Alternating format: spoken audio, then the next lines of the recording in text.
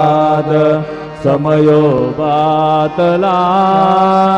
वैष्णवांचा मेळा गरुड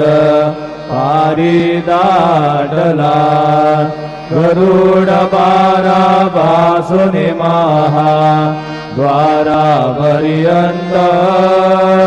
सुरवरांची मांदी उभी